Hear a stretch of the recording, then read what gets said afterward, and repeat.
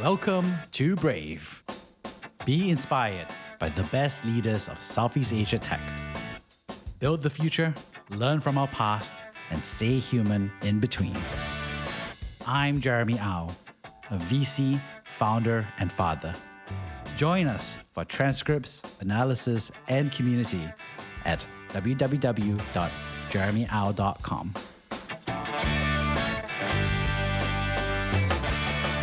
Hi, welcome aboard, Hayley, to the show. Thanks so much. Awesome to be here. I'm really excited to have you on the show because you're such a strong voice for diversity and inclusion, especially in the corporate and the everywhere world, especially in Southeast Asia. And so I think that's a really important voice for us to share your point of view. Thanks. Yeah, I'm really excited about sharing that journey as well. Yeah, so for those who don't know you yet, how would you introduce yourself professionally? Professionally, I'm the co-founder of Diversely, which is an HR tech company focused on helping people to recruit and attract more diverse talent to their businesses. I co-founded the business together with my business partner, Helen McGuire.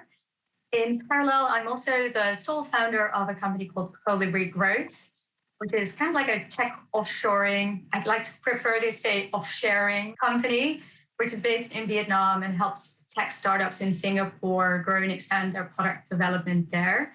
And in parallel, I'm also the managing director of Girls in Tech in Singapore and to some extent also in Vietnam, where we've just recently come ashore and helping women progress, especially in tech, but actually in whatever they want to achieve out of life is one of my key drivers, I would say. Amazing. I got to ask you, as a result, it just feels like you have such a great love for technology and being a founder and diversity.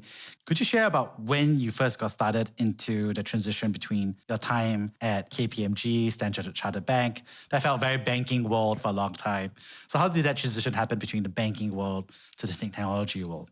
Yeah, that's a question that actually comes up a lot. And also when I speak at events with Girls in Tech, a lot of women come up to me and they say, I'm thinking about setting up my own company. Like, did you always know? And what made you brave enough, referring back to, your podcast, and what was the brave moment that you decided to do this? And actually, my answer isn't that fundamental. It's not like I've always wanted to be an entrepreneur.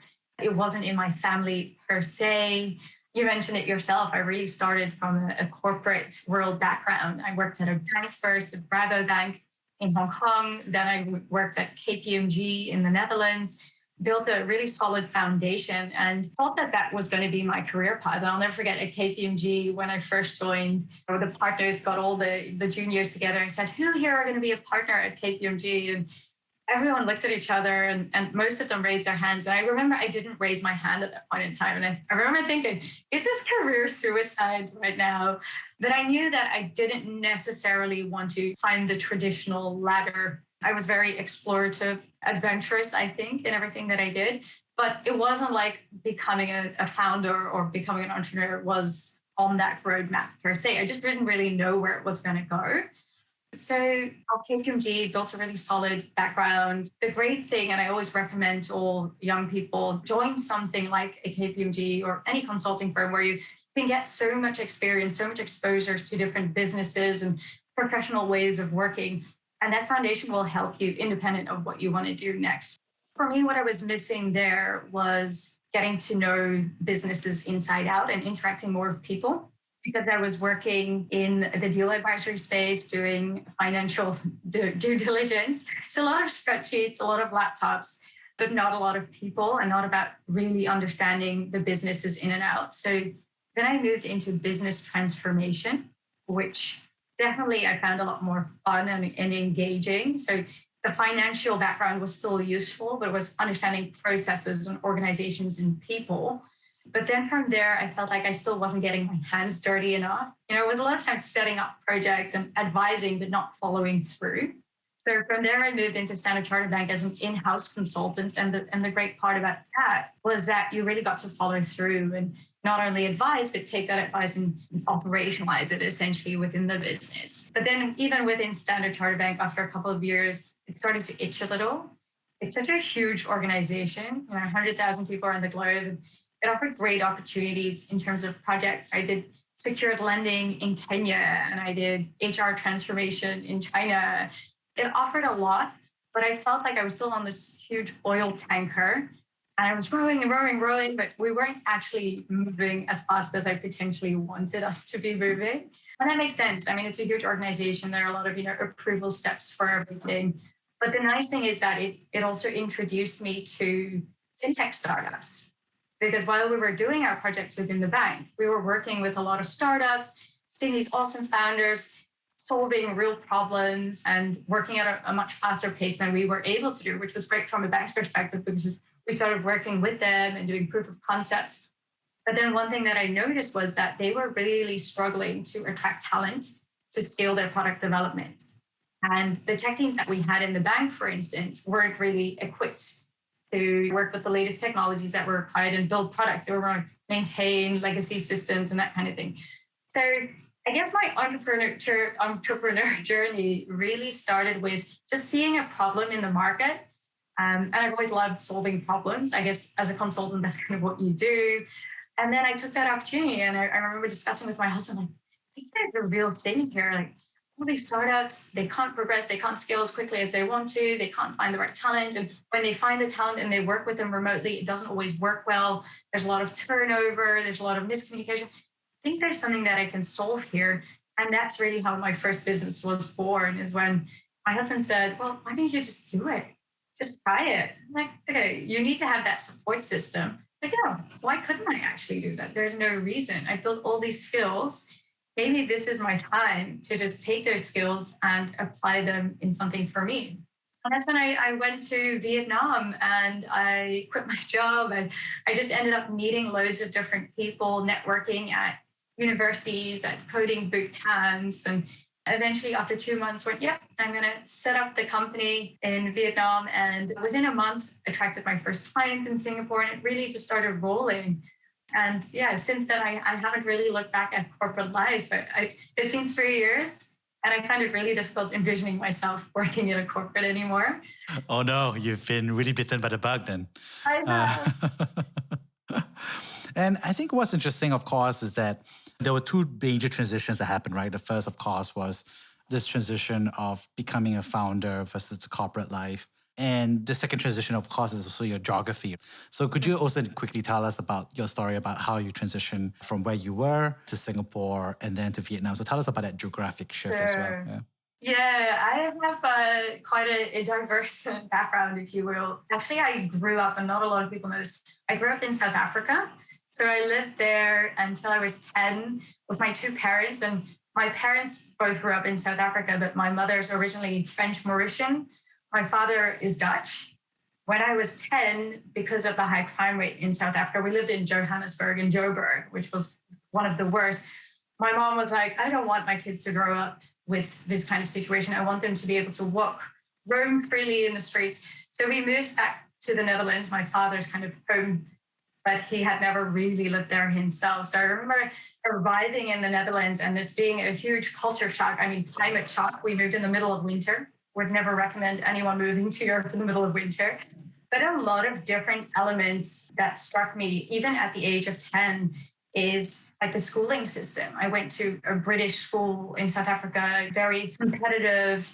Everyone wore uniforms. And suddenly I was in this school in the Netherlands, has, I think, an amazing school system. It's all about having fun and learning through creativity. And there's no ranking or not much competitiveness. But also things like, because I came from Africa, we lived in a small traditional community in the Netherlands. That's where we ended up first. All the kids would literally ask me, did you grow up riding elephants? Did you have a lion as a pet? So I definitely realized then that coming from different places, you have a certain awareness in the world and of how things can be done differently as well. And I think I always took that with me. And that's why it definitely came from my upbringing. My parents were very supportive of go explore, go travel the world, any opportunity you can, because any different perspectives that you can pick up as young as possible will help you along the way in understanding the world, but also building empathy for different groups of people. So actually from there, I did an internship in Chile, in Santiago, in South America. And at that point, loved it. I thought I was going to live in South America, marry a Latino guy. I saw the whole thing. But then eventually met my current husband at KPMG during an internship in the Netherlands and ended up moving to Hong Kong before I had even graduated. So I was still doing my master's in financial engineering. And he said, actually, I have this opportunity to go to Hong Kong. What do you think? Yes, we have to do this. That's amazing. As I say, my parents were grab any opportunity you can. So I actually ended up completing my last exam when I was already in Hong Kong. I did it remotely. Then I started working on my thesis there with a Dutch bank. So I was fortunate to at least still have some Dutch association there. And also started my first job in Hong Kong, which was fantastic because I was a business analyst to the regional CFO. And I don't think that's an opportunity you usually get just straight off the bat from graduating. And also he taught me a lot. And I'll never forget one thing that he told me was never come into the room with a problem if you don't have at least 3 alternative solutions to a problem. And that just always stuck with me. And I always pass this on as well. But then after 2 years in Hong Kong, I did miss a little bit of that foundation that I was talking about. It was very ad hoc and it was very learn on the job, but there was little structure or hand holding to the whole thing. So that's when I convinced my husband, let's move back to Europe, do consulting for a couple of years, but always knew that there was this passion for Asia that was born in Hong Kong. I loved it. Did a lot of hiking there. A lot of people don't realize the amazing hiking you can do in Hong Kong as well. So then after 2 years back in the Netherlands, I felt like, okay, got the foundation now, we can move back to Asia. And then just started applying and luckily enough, I could go through KPMG. So they helped me move into the region and into Singapore. And while Singapore is very different to Hong Kong, it felt like home very easily, immediately.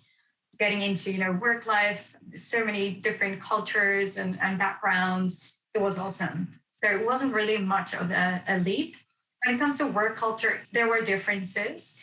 Definitely more hardworking, I found.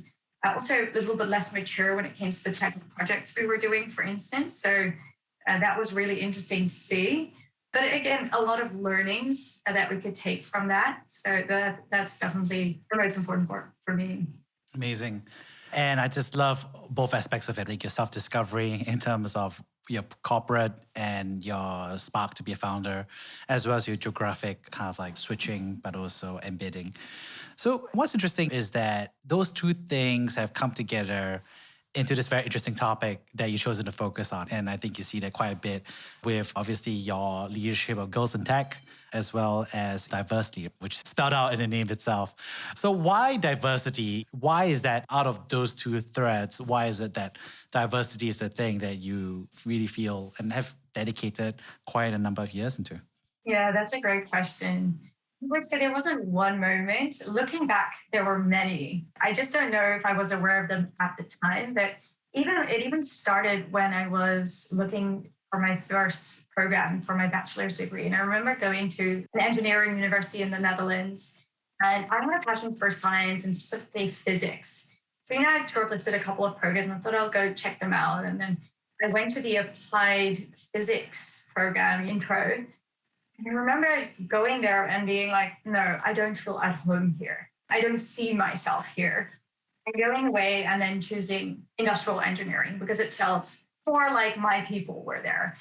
And at the time, I didn't really pinpoint what that was. But now looking back, I know because I walked into the room and there were only men, pretty much one type of man as well, very white, clearly didn't get out of the sun a lot, had long hair. And I just remember looking around and not even being conscious about it, but going, oh, I don't fit in here. And that is essentially what led my decision. I'm happy with my decision. I believe stand behind your decisions. You learn from everything that you do. But what if there had been a different group of people in that room? Would I have then decided to pursue something that I was actually more passionate about, which was physics over industrial engineering? So it even started at that point in time. I'm a big believer in people won't be as inclined to move into an area if they don't see themselves in that area. And that's one part of what I've always tried to do also with Girls in Tech, but even and before that, always setting up women-led groups and organizations to show others and those that come after us that there are women in these professions and they are thriving and you can be here. And Girls in Tech is for those that don't know, it's a nonprofit. It's a global organization. So it's founded in the US, but they have pretty independent chapters around the world. And I joined in Singapore 3 years ago, around the same time that I set up my first business. And I was actually doing a woman in business mentoring program at that time. So Standard Chartered Bank is quite awesome when it comes to basic things. They're really pushing for diversity, not only for women across many other elements, but they put me forward for a woman in leadership program. The internal program that I followed first, it was, to be honest, a bit disappointing for me because the way the program was set up. But later I realized it wasn't that the program wasn't set up right, it just wasn't right for me. Because a lot of the program was about how to combine, family commitments and children with still progressing in your career and managing your time. And I really didn't recognize myself in those messages. I was like a little bit offended, to be honest. I was like, if there were one, is the male leadership program talking about these things, or are they talking about, how to present a strategic vision in the company and how to be a great people leader? I was missing that. So I raised this to my boss, who again was awesome, and said, okay, how about we find an external program for you that focuses a lot more on leadership building capabilities? So I was really grateful and joined that program called Protégé, highly recommended, and had the most amazing mentor there. And he really helped me build the confidence in myself. And then also introduced this mentoring program in Girls in Tech. It was like, this helped me so much. It's really what helped build the confidence to even take a few more steps in setting up the business and then setting up the second business diversely. I just felt like we need to have more exposure for women to, build confidence and see role models and network with each other. Because one of the feedback that I saw a lot, and didn't necessarily hit me personally, was like, the old boys club. Oh, within my team, all the guys go out for drinks and they don't invite me and these kind of things. And I think given my background, I was always like one of the guys. I played football. I was always out playing with the guys. I was always out drinking beers, but I did see this happening in the companies, and especially at KPMG, for instance, where there were a couple of partners we all knew who never would put women on their teams. They never do. And it was common knowledge. And we thought that was normal. So, looking back, I started building and framing all of this in the context of, there is a real issue here. And ignoring it or just pretending or just moving on, I might be able to get there, but we need to bring more women on that journey. And that's really why I joined Girls in Tech in Singapore. And we hosted loads of events about some of the things that you're talking about, Jeremy, like how to transition from one area into another, how to use your network in a meaningful way and build that network and help each other. Because I think a lot of science has also shown that women aren't as inclined to help each other as you would expect, for instance. So building that for women in Singapore. And last year, or actually early this year, we decided to set up the same in Vietnam. So a group of women in Vietnam approached me and they said, we'd love to have this here. So yeah, we're slowly expanding in the region, which is really exciting. And then that also drove me during the COVID lockdown last year. I think a lot of people went through this. You're locked down, you're sitting at home. Think, what am I really passionate about? What makes me want to stand up in the morning? What doesn't feel like work? And I mean, anything around girls in tech definitely was one of those things. And I just built these great tech capabilities with my previous company. So my current co-founder, Helen McGuire, approached me in that time and said, Hayley, we met each other at a Girls in Tech event a few years before. Hayley, I think this is an amazing moment to step back and figure out how we can scale the impact that we're having on women when it comes to hiring and progressing in their career. And I think we would be great co-founders. I mean, I called her up. She sent me an email. I called her up immediately. I was like, this sounds amazing. What do you have in mind? And she pitched kind of an early stage version of what diversity is to me. And I said, yeah, let's try it out. I mean, what do we have to lose? So we're in this lockdown period now. So we worked completely remotely at the beginning, and from our own personal experience, really started researching and drafting what could a viable business model be that helps women progress, but also helps companies who want to become more diverse, who do want to do the right thing, to be able to measure and track their diversity, but then also help them to do the right thing by attracting diverse applicants. And it started off very much from a woman's perspective. But then we realized, if we're solving this problem for women, why wouldn't we just look at it more holistically? So then we started looking at race, ethnicity, cultural backgrounds, ageism, so discrimination versus age, which I was already seeing a lot in tech, where people go, oh no, they're too old, they won't be able to learn anymore. Like these kind of biases creeping in. People with disability, sexual orientation. So eventually the product evolved into something so much more than we had even ever hoped for when we started off with diversity as a company. And since has really evolved, and we just launched the product last week. So it's been a really exciting last year journey. So, Hayley, there must have been quite a lot of misconceptions and myths that you've discovered along the way, either as in diversity that you've encountered along the way or at your current startup. Can you tell us more? Yeah, definitely. Thanks for asking that question. It's definitely a topic that I delve into a lot with businesses and also with, people around me and things that they say. And you just realize that there are different levels of maturity when it comes to speaking about diversity, but it also differs across where you are in the world. So one of the misconceptions that I come across a lot is that it's just about gender, for instance, where we like to highlight that biases and different expectations about what people can or cannot do is not only on the male-female front, it's across the board, it's socioeconomic, it's what you look like when it comes to race and those kind of things. But I think I mentioned earlier also age biases, which we see a lot. So that's an important one, that diversity is diversity of thought, it's diversity of personality types, it's diversity of religion, nature, all these kind of elements. And another thing that we come across in more on the business side of things is when I tell people that I have a startup in diversity and inclusion, they're like, oh, that's awesome. So you do trainings? Or, oh, it's a nonprofit. And I think one thing that I always want to make clear is that there's a whole business model. You're solving real existing business problems that touch both revenue and costs for businesses. And therefore, it definitely, by definition, doesn't have to be a nonprofit business. There's a whole business model that you can generate around this topic, and companies are willing to pay for these things, and especially in the US and Europe. But also companies that go, oh no, but we've already solved our diversity and inclusion because we just hired a diversity and inclusion lead. That's not all. It has to be, embedded within the organization and with the way you work. And training is one part of that. But being an engineer myself, measurement and tracking and analytics are equally important. And there's actually a lot of science behind D&I.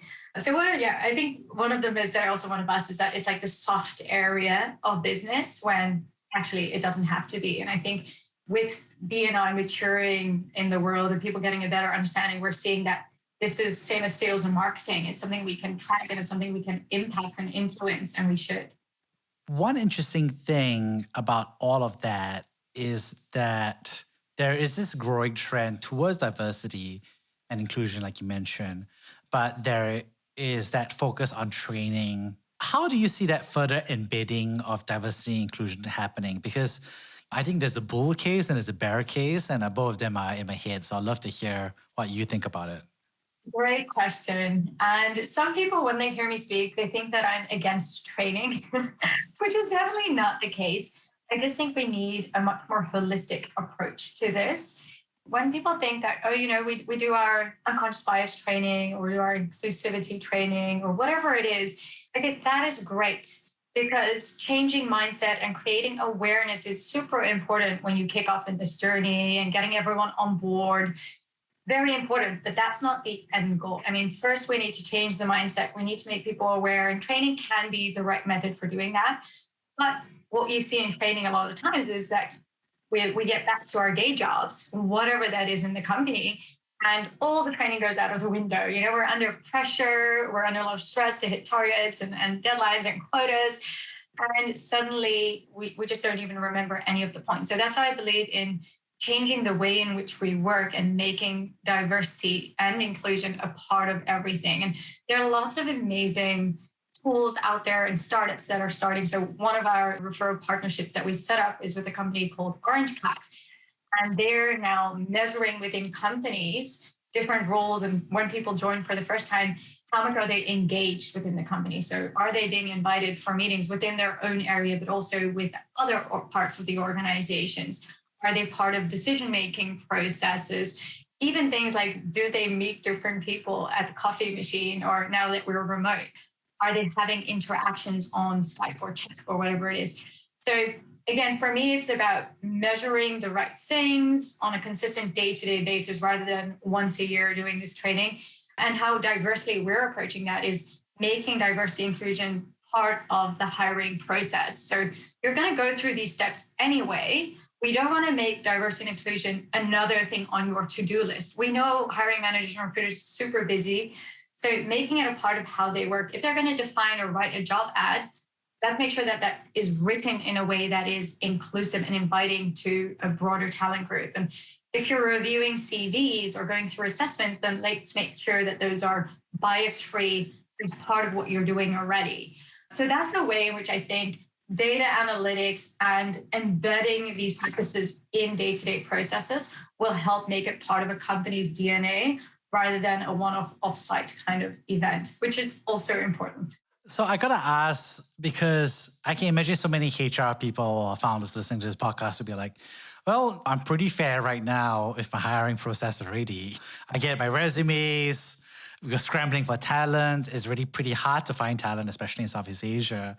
So I wouldn't even want to discriminate because I'm so starved for talent. So I don't see why I need to add on this new module of going to D&I, diversity inclusion, especially when I'm already starved for talent. What would you say to that? Yeah. No, it's so true. And we do get that feedback sometimes. And I think two answers to that. So one thing is you really don't have to do that many things differently to embed this in your process. And so it doesn't have to be an added extra in terms of time spent. But two, there's always that element to not knowing what you don't know and having that unconscious bias in there. And sometimes HR definitely, I think most of the time they have the intention of doing the right thing. So I don't think that's the problem. But when, for instance, we look at job ads that companies are putting into the world and we analyze them, so we have a scientifically backed tool that analyzes the language that is used, we find that a lot of them score in the lower half. So they have a lot of biased phrases in there they're not aware of. And why would they? We're not applied linguists usually. So it makes sense. But research has shown that the type of language and phrases that you use can deter different applicants from especially underrepresented or minority backgrounds, as an example. So that's one way we're helping hiring managers, recruiters, HR become aware of the language that they're putting out there and how that impacts people who come in and apply to those jobs. The second one is getting where talent sits, and especially getting where those underrepresented groups sit. So again, a lot of recruiters say, oh, but we always just post out on LinkedIn. And we're going like, well, how's that working out for you at the moment? Are you getting the right talent? Are you getting diverse talent? So frankly, a lot of them don't know because they don't track these kind of things. So I think, again, putting that measurement in place is so important. But secondly, also discovering where that talent is sitting, because not everyone will be on LinkedIn. And especially in certain countries in Southeast Asia, like I look at Vietnam, LinkedIn doesn't have a great adoption there. So finding out different channels and different communities and groups and job boards is such an important part of expanding the breadth of talent that you're reaching with these inclusive job ads, but also tapping into different groups. So we look at 50 plus job boards, we look at fresh grads, we look at those that focus specific, especially in the US, you have a lot that focus on the Hispanic community, Black. So really making people aware of what's out there, making it easy to post out to all of these kind of job boards without them having to put a lot of effort into it and copy pasting. And then I get the third one again on the unconscious bias when you're reviewing. Hopefully, and I do genuinely believe this, most people will not purposefully be discriminating when they're going through CVs. As I say, we all want to get the best person at the end of the day, but what we hear a lot, and I heard this a lot in tech, I mentioned, oh, this person's too old. Well, let's just test their ability to learn. If that's what you're afraid of, let's test what's important rather than judging them based on that they've worked for 20 years in this industry or that they're 45 years old. And similarly, universities. So we remove all kinds of identifiable data from CVs when we present them to hiring managers and recruiters. And a lot of pushback we get is on, oh, but if I don't know the university that they went to, how do I know if they're good? And especially for myself, coming from the Netherlands, I've got this really firm belief that having fair opportunities to equal education is so important. And so certain socioeconomic groups won't be able to. I mean, if you look at a lot of schooling systems, they are disadvantaged from the start, but it doesn't mean that they don't have great learning capabilities, that they're not perfectly suitable for this role. So we remove that kind of data as well. Companies struggle a little bit with that, but I think once you give them the right arguments and you show them that people coming from different schools might actually be very well fit for the position, but you've actually been filtering them out for all these years, is a great way of, as I say, creating that mindset shift, but then through the tools and processes that they work on. Amazing. What do you think is the differentiation between someone who gets it versus someone who doesn't or needs more time to get it? What would you say? Maybe some pivotal moments for them to experience or in industries like, I don't know, like what would you say are the differences between those who kind of like acknowledge that versus less so? Yeah. No, I love that. And I think if you've experienced it yourself in any capacity, obviously that's a great eye opener. And that's why I've mentioned a few times, the discrimination based on age, because not all of us will come from a minority background. Not all of us will have the gender issues, but at some point in time, we've all been fresh grads. And at some point in time, we'll all be, middle-aged or even older than that. So there's a chance that we will all face that. So that's an area to be really aware of. And especially now that the working world is evolving so quickly and we're supposed to be adopting all these new technologies, I think there will be a lot more discrimination against older people. I think those groups that have identified with certain types of potential bias are definitely more aware of it. But secondly, those who have just exposed themselves to different environments generally. So I mentioned like the living in different places and figuring out their different ways of doing things. Obviously, there are a lot of people that are set in their ways of working, and especially sometimes we work with companies that have really established and long-standing HR departments. They're a little bit more like, oh no, but we have our ways of working and we've been doing this for 20 years. And there's a longer process of convincing them, and that's why we really like working with scale-up companies that are growing because they're already open to discovering new ways of working and experimentation. And I think diversity and inclusion should just be part of that, discovering what works for you as a business. And growing businesses are usually a little bit more open to that. But when it comes to people, it's really having that growth mindset, experimentation mindset are the ones that definitely get it. And what's interesting is that you have this dual hat because you're talking about diversity inclusion within the talent spectrum, but you're also working on what you call offshoring, which is also the arbitrage or spectrum across countries as well. So I think one thing that I think everybody agrees on is that perception that there is a big shortage of technology talent across the region. I'm just kind of curious what you think about that. No, definitely. And Girls in Tech, we had so many partners coming to us and going, we need your help. We need to attract more women into tech. And we want to just generally have obviously a bigger tech talent pool. And I've opened up Vietnam, which I think is amazing because on the other side of the spectrum, Vietnam was still very early stages when it comes to globalization, with tech companies establishing and providing opportunities to the amazing engineering workforce that is there. So it does work from both sides. But when it comes to tech talent, there's a role to play for companies. And this, again, it's a bit of a mindset shift, is always wanting to hire people who have got 10 years experience in something or have 5 years in RESTful APIs when RESTful APIs have only existed for 3.5. So there's a mindset shift of companies having to look less so at what are the established experience and established skills out there and looking at people in terms of the potential, the growth mindset, their ability to learn new things. And again, there's transferable skill sets.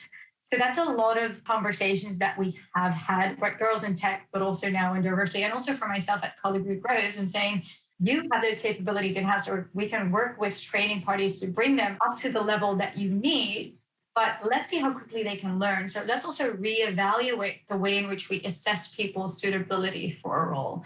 Let's look at more psychometric testing. What we started doing at some point is, even within the tech space, if we would have an interview and then ask candidates like, oh, where do you feel most confident? Where do you feel less confident when it comes to tech and personal skills?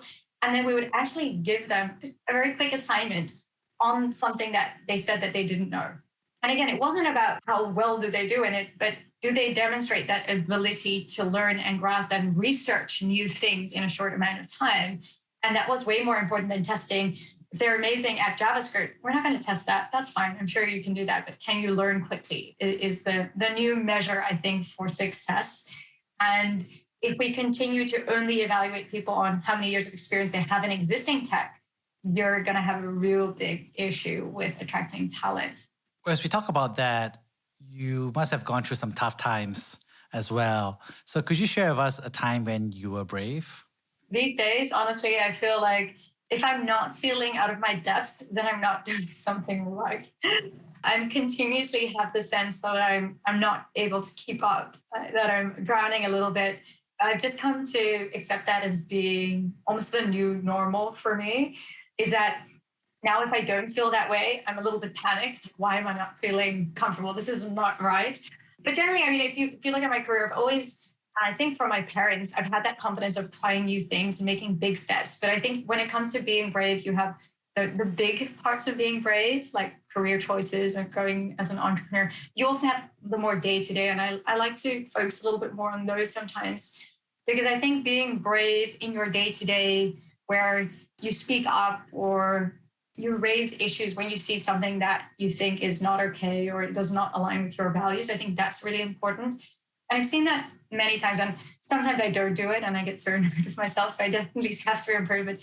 An example is when I was in my corporate career, I would see similar things like my boss would always rely on me or someone else who had already done things before. And we would always get offered these amazing opportunities to do things. But the people who hadn't had that opportunity to learn that skill or done that kind of workshop, they would be overlooked because they hadn't done it before. And I would generally, that's unfair because how are they ever going to learn if you never give them an opportunity? So definitely feel like speaking up for people on the team that weren't getting a fair treatment or fair opportunities. If you're in a position where you do have that respect from leadership, is something that is really important. And I think everyone should work on doing that more, including myself. How do you center yourself? Because the story of Icarus is that don't fly too high to the sun. And the part that is not mentioned is he also warned his son not to fly too close to the water. That sweet spot in between of being too intense and being too conservative. So how do you kind of like center yourself during these times? Yeah, I think for me, having an amazing support network helps. I am the type of person I need to talk things through and talk things over. So I did that a lot with, I haven't actually touched upon her much, but Helen McGuire, my co-founder. When I first set up Colibri Growth, I did that alone and I didn't want a business partner. I want to do everything my way. And I think looking back, I was a little bit too cautious. I think I stayed too close to the water within your analogy. And now having a co-founder, I realized having that sparring partner and someone who you can discuss the scenario A, B, and C and go through has proven to be so valuable. I think having the right person to speak about these things is good, but also setting yourself deadlines and targets so that you can keep yourself real. So we do our monthly goal setting. We have like our yearly goal setting as well, but we do monthly ones and having a moment to steer and see which direction are we going? Are we being too ambitious? Are we pushing too hard? Are we able to hit these goals? If we're hitting them too easy, should we be more ambitious next month? Okay, let's raise the bar. And just continuously evaluating and keeping each other real has helped me so much. Whenever I hit all my goals in a month, I go, okay, I need to up my game now. So that's one way at which I've gone about it. But my husband is super supportive as well and always challenging me, but also there if things aren't going well. I mean, we had a product launch this week. It has been absolutely crazy. And yeah, I think also accepting that sometimes things won't go well. I mean, failing is definitely now part of my vocabulary. And I got an email the other day like from someone saying, oh, I found a typo on your website. That's the least of my concerns. If you think I'm worried about a typo on a website, I've just gone, okay, no, things won't always go well. And that doesn't mean that I'm failing. That just means that there's a lot of things that we can continue to improve and do better. And we're finding that in our help desk. I mean, getting feedback from clients, even if it's something's not working as it should, I'm just embracing that. I'm just taking on like, fantastic. They're telling me what I can do better. Amazing. So yeah, I think don't feel like doing something wrong is failing or crashing. It's all part of the journey. And as an entrepreneur, you have to embrace that because otherwise you'll just get completely burned out. I think at the beginning, I wanted to do everything perfectly. Totally let that go. Good enough for now is definitely my new motto. Let's just say there's a time machine and you go back to 2011. I'm so curious here. What advice would you have given yourself back then? Where were you? What were you doing? And what would you have said to yourself? Yeah, in 2011, I think I was just moving back from Hong Kong. I moved back to Amsterdam. I was starting my consulting career. I think not only then, but even up until 3 years ago, I think my major feedback to myself would have been have more empathy. Empathy for yourself, but especially for others. I was quite competitive in my career. I pushed myself the hardest, and that's why I felt like I had the right to push others equally. And I think that wasn't oftentimes the best way to go. And I tried to push projects across the line and hit all these deadlines. And I think I didn't have enough empathy for other people's situations. And just the realization that you're only seeing one half of a person. And sometimes just taking the time to step back and ask them how they're doing and why they're behaving in a certain way. I would immediately jump to conclusions. They're not good at their jobs. They're just trying to be annoying. Of course, they're not. It was just a question of maturity, right? When you're early in your career, you just don't have the time to reflect on these kind of things, or at least I did, and I hope others do better. And now I look back at certain situations, I really would like to go back and just ask them, like, what's going on with you? How can I help you? Rather than being judgmental and pushy in those situations instead. If we all have a bit more empathy, we'll probably get further together. One interesting dynamic is that, you obviously been doing a lot of self-work to really understand that about yourself, build out your self-awareness. I'm so curious, are there any particular role models or resources or books that you'd like to recommend as part of that journey? Interesting question. Gosh, I don't have a lot of time for reading at the moment. I do have a book club that I'm in, but whenever I join, I've like read 20% of the book. So a little bit of a fail there. I think, yeah, when it comes to my closer circle, I've definitely learned a lot. I wouldn't call it a role model, but from my husband, we sit at the same table at the moment, work from home issues. A lot of that empathy and understanding for people is coming from him as well. I'm just seeing how he deals with people, how amazing that is.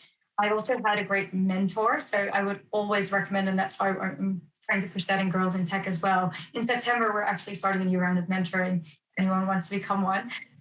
Having a mentor and someone who you can speak with, again, not per se a role model, but definitely someone to look up to, someone who has like 10 or 15 years more experience, has gone through this and can look at you from the outside and really help you become even more aware of what you're doing. When it comes to one book that I really loved, and not necessarily even relevant to the diversity and inclusion topic at all, but is Yuval Noah Harari. But what I love about him is just his way of thinking so differently about things and then making it really simple to understand his thought process. I think that's really a great skill that I would definitely like to grow into, is thinking out of the box, but then also being able to share that message in a kind of concise way. Amazing skill. Amazing. Well, I'd love to wrap this up by paraphrasing the three big themes I got from what you shared. The first, of course, is I thank you so much for sharing your personal journey as a founder, as an operator in both the corporate world, but also in the technology world. And it was interesting to see that intertwined as well, your own personal journey in terms of geography across the world. And so it's been interesting to see that journey. And I appreciate you just being so frank about that. Thanks so much, Jeremy. I really enjoyed being here. It was awesome. Yeah. The second thing I would like to share is also, of course, I really enjoyed our discussion around diversity and inclusion. I thought that was an awesome conversation around what are the myths that are existing in the field today, but also what are the differences that we can do to improve. And lastly, thank you so much for sharing some of the advice that you give for people to be more self-aware about how to become more confident and be more out there for representation. And I think you shared that in different contexts. Of course, one was the advice to yourself, but also I think earlier you talked about some of the advice that you got and received or that you discussed as being a corporate leader yourself. So thank you so much, Hayley, for coming on the show. Thank you, Jeremy. Thank you for listening to Brave. If you enjoyed this podcast, please share this episode with friends and colleagues. Sign up at www.jeremyau.com to discuss this episode with other community members in our forum. Stay well and stay brave.